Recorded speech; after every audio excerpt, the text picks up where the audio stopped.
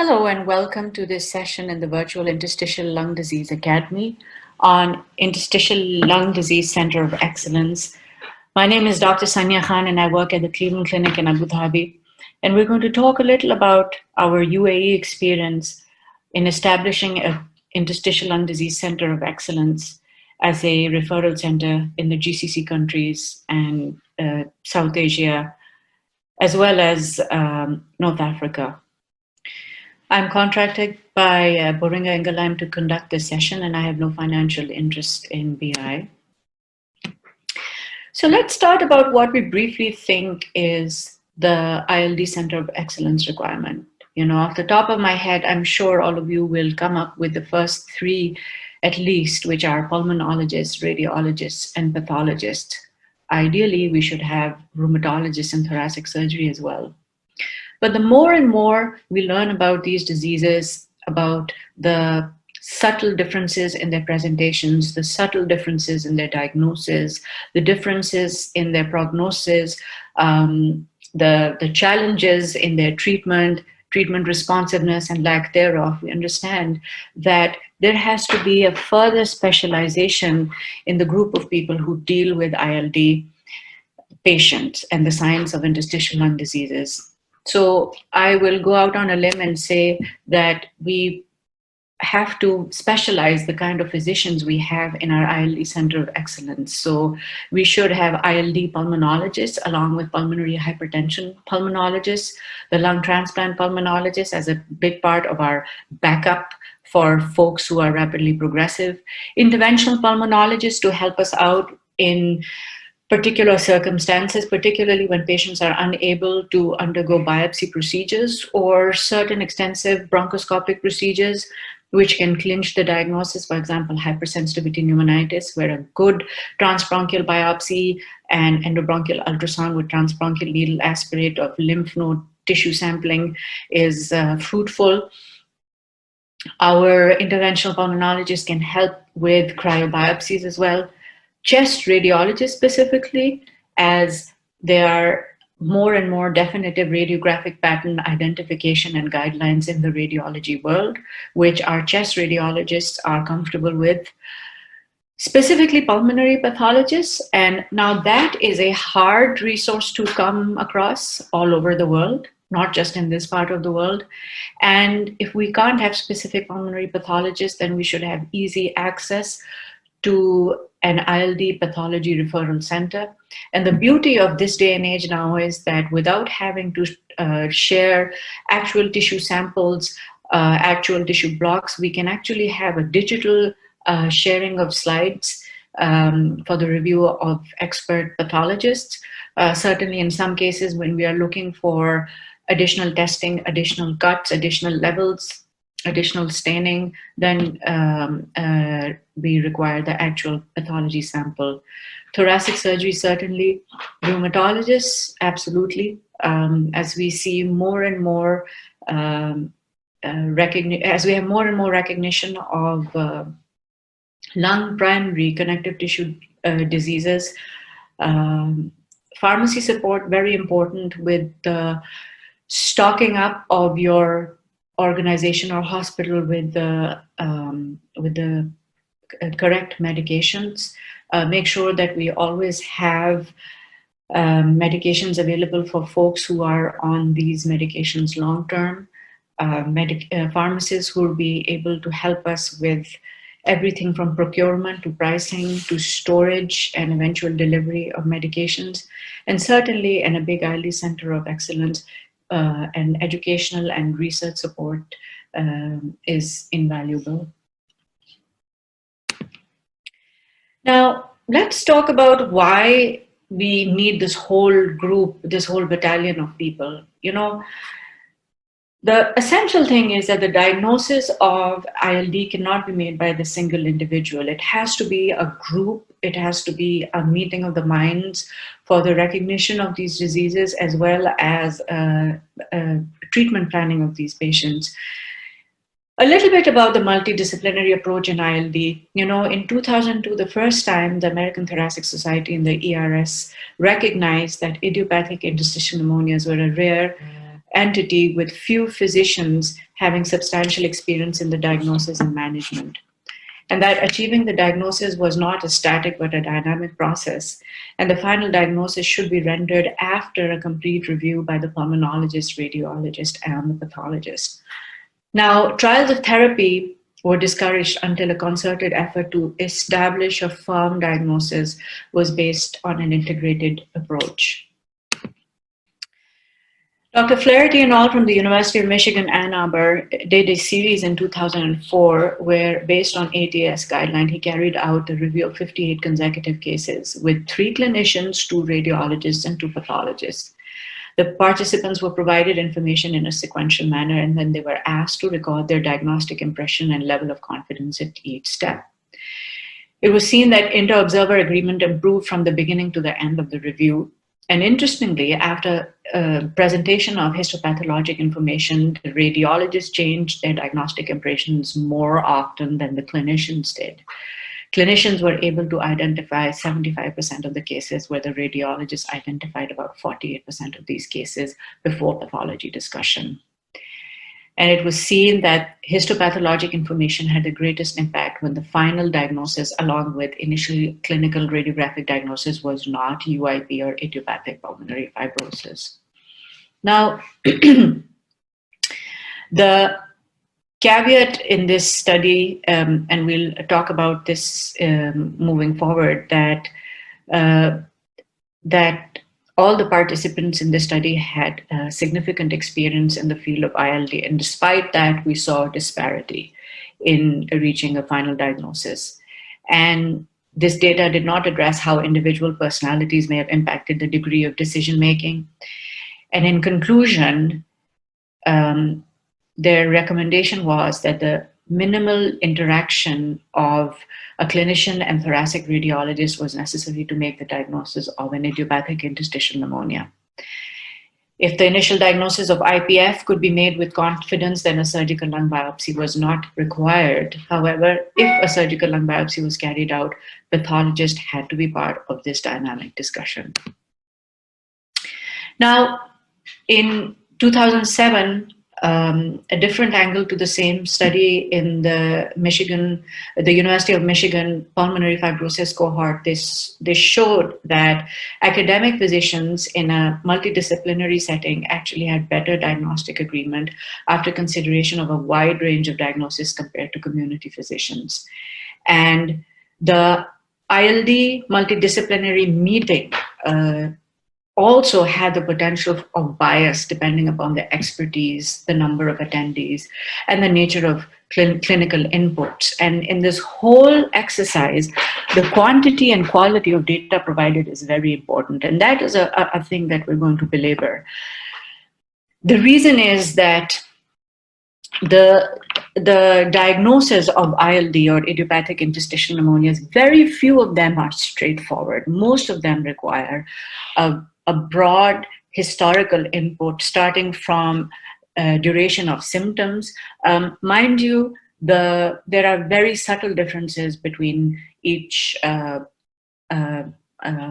essentially. You know, all of them have dyspnea, all of them can have cough, all of them can have dyspnea on exertion, nocturnal dyspnea, etc. So it's not really that the clinical presentation in that way is a clincher, but you know, the history of exposures, of drug exposures, family histories, other systemic diseases, etc., it takes us to a certain direction when we are trying to make these diagnoses.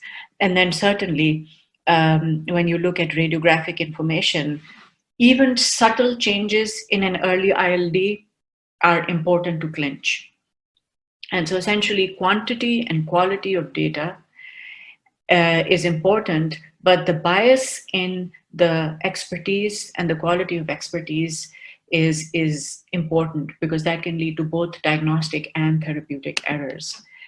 And with all of this put together, in 2011, the ATS-ERS put a strong recommendation that a multidisciplinary discussion should be used in the evaluation of IPF. This was the statement for the IPF evidence-based guidelines, and it was considered a strong recommendation even though it was recognized that a formal MDD between treating pulmonologists, radiologists, and pathologists was not available in many centers. Now, let's see what should comprise of an ideal multidisciplinary meeting. You know, that's a million-dollar question. Like, do we have the right formula where we put things together and that's it, all your ILD problems are solved? Unfortunately, that's not the case. You know, we are a lot better than what we were 2 decades ago, even in the recognition of these diseases, not only in academic centers, but out in the community as well. And the understanding that these diseases require specialized centers. Luca Ricaldi and all published an article as part of a global study in the European Respiratory Society Journal in 2019, where they did a systematic evaluation of ILD practices worldwide. Now, this was not only North America or Europe, this was the Gulf, this was Africa, Southeast Asia, South Asia, and data was achieved from 64 countries. And they showed that 350 centers held formalized meetings, which is great. And 80% of these centers held face-to-face meetings of a minimum 30 minutes. And the diagnosis and management were routinely discussed in these meetings. 5.5% of these centers discussed new cases, and understandably, academic centers had a higher ILD caseload than non-academic centers. The structure of MDM was broadly similar. A standard was hard to define based upon the available expertise and resources for each centers and each country. But roughly, pulmonologists were represented in majority, like 99.7% of the centers. Radiology was 91.4 centers. 23% of centers had no pathology attendance. And a very interesting recommendation, which I believe is pertinent for this day and age, was the use of video conferencing and other remote communication aids for accessing critical ILD expertise in remote and undersourced areas. And that's something here in the UAE, which as part of the Emirates Thoracic Society, we have been discussing in a way to be able to reach our community physicians and vice versa. In 2018, eventually the ATS-ERS had a joint statement regarding diagnosis of idiopathic interstitial pneumonias, where they recognized radiologists and pathologists along with pulmonologists as integral units of these centers, and that rheumatology, thoracic surgery, transplant, and occupational medicine would and should be involved on demand. So I'll share a little bit about our ILD experience at the Cleveland Clinic Abu Dhabi. Cleveland Clinic Abu Dhabi opened its doors in early 2015, and we have a pulmonary department with 12 pulmonologists, out of which we have 2 niche ILD pulmonologists with 3 interventional pulmonologists. In our center, we have lung transplant pulmonologists, PH pulmonologists, and general pulmonologists. We are a referral center for the United Arab Emirates as well as the GCC. And we have seen cases from as far as Kenya, Ethiopia, Eritrea, Pakistan, India, certainly, and the Central Asian republics. Now, majority of the cases are actually diagnoses that are made within the CCAD system. By that, I mean that we are perhaps sent cases with a broad diagnosis of pulmonary fibrosis or abnormal CT scan, and the eventual and specific diagnosis is made within CCAD. We have a large referral base from within CCAD and regional rheumatology physicians, as well as community pulmonologists for unclear cases. And we discuss all new cases weekly. Our weekly multidisciplinary meeting is carried out, which comprises of specifically chest radiology, our pulmonologists, which include general ILD, interventional pulmonary PH and transplant pulmonologists. Certainly, all of us may not be present at the same time, but we make it a point to have the ILD and interventional pulmonary folks to be available during most meetings. Thoracic surgery and pulmonary pathology. And like I said, that's a rare commodity with all the other things that they have to work with. In some very challenging and overlap cases, and particularly cases where partial treatment has been carried out with steroids specifically in the community, we do have extra assistance available with the pathology team at Cleveland Clinic, Ohio, where we do a digital sharing of data. I'll tell you a little bit of our pathway at Cleveland Clinic. It's a little busy, but let's just start from the center. You know, like you can see, all roads lead out and lead into our multidisciplinary meeting. We'll start with the left side. Now that is our new referral pathway to our ILD clinic. We have a specific ILD clinic where if patients either contact the contact center and give them a specific diagnosis, they get slotted into the ILD clinic, or if such a diagnosis or visit is missed, the patients will come through the general pulmonary clinic where these cases are recognized. We discuss these cases in the multidisciplinary meeting. Now, a few things can happen from here. Otherwise, we may ask for additional info, which can be in the form of additional outside documents, additional complete pathological information if they've had from before, additional testing, for example, the connective tissue disease profile testing, etc. And after we have this information, the case is brought back to the multidisciplinary meeting. Another outcome of the MDM can be that you have a definite diagnosis and treatment plan based upon our first evaluation in the meeting. And we will then either, sorry, my arrow is gone. So we will either then continue care in the ILD clinic, and if this is an external patient, we will communicate the plan for these patients as well as for the international patients. The next pathway is when we say that after our initial review, we have a definite ILD, but an uncertain diagnosis, at which time a plan is made to carry out a biopsy. What kind of biopsy is required is decided there and then. Most of the time we have both interventional pulmonary and thoracic surgery on the same site. The risks particularly the risks and the candidate favorability is discussed, and then the results are communicated to the patient, and a decision for pathology is a biopsy procedure is carried out. Now, with the pathology, we may get sometimes.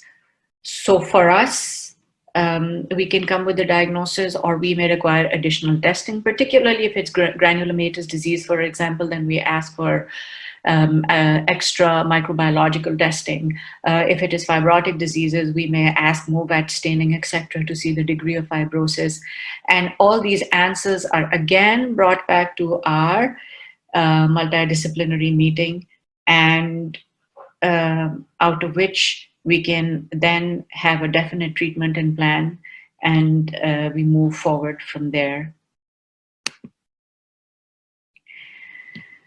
In our pathway, what we try and do is deal with things in a very timely manner for a few reasons. Number one, most of the time, there is at least a 1-year lag in the diagnosis of a new patient that we see.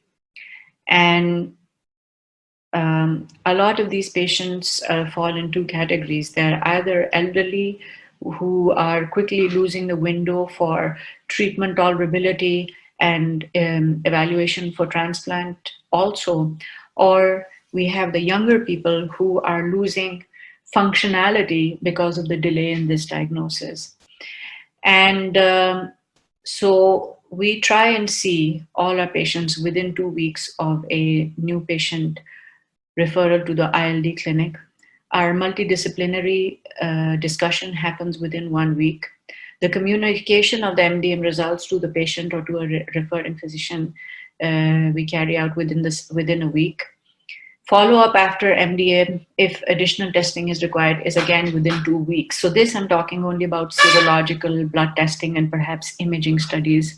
But if we have someone who undergoes a biopsy procedure, now that is a rate limiting step for a couple of reasons. The number one is particularly the patient's willingness to undergo a biopsy procedure. Second things is, people are on aspirin or other agents that have to be stopped. So, time from decision to actually carrying out the biopsy is a rate limiting step. But once the biopsy is carried out, we finalize the result along with communication of results within 2 to 3 weeks, depending on what additional testing we require. Sometimes, particularly when we're looking at infectious testing, we do let the patients know that finalization of those testings may take up to 6 weeks to complete. And in our center, what we found, now this is particularly after having a multidisciplinary approach, if you will see, there is sort of an even spread of cases, but we have two big cohorts. One is the usual interstitial pneumonitis or idiopathic pulmonary fibrosis. And then we have one big cohort, which are all unclassifiable progressive fibrotic diseases. And why we call them unclassifiable is because they have perhaps radiographic overlap of patterns, and most of these patients are poor candidates for a biopsy. The poor candidacy, again, is poor willingness, poor health otherwise, excessive comorbidities. Obese body habitus is a big deterrent, actually, and increased oxygen requirements, etc. Other than that, you will see that we have about 9 cases. This is roughly 118 cases, out of which we have 9 familial pulmonary fibrosis, 7 fibrosing NSIP, which are both a combination of cases based on radiographic pattern and biopsy proven. Chronic hypersensitivity pneumonitis, again, biopsy proven and radiographic radiographic disease. I have not stratified these as specifically by dividing the cases into the radiographic and pathologic diagnosis. We have about 3 cases of chronic eosinophilic pneumonia, 10 cases of rheumatoid arthritis associated UIP. So this is a classic example of a disease, the kind of ILD where you actually don't need a biopsy procedure. And then we have 16 other cases of connective tissue disease associated ILD.